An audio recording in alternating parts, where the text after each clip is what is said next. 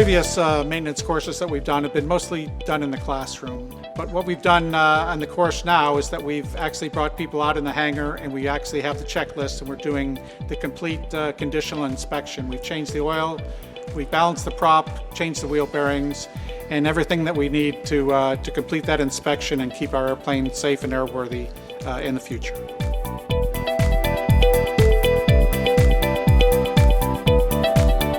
The Super Petrel has very nice composite structure. It seems very rugged and strong.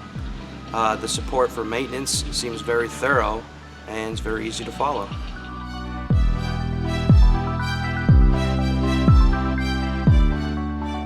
So the Super Petrel maintenance course I found really easy to follow. The instructors, Roger and Ziggy, are super great guys, super knowledgeable.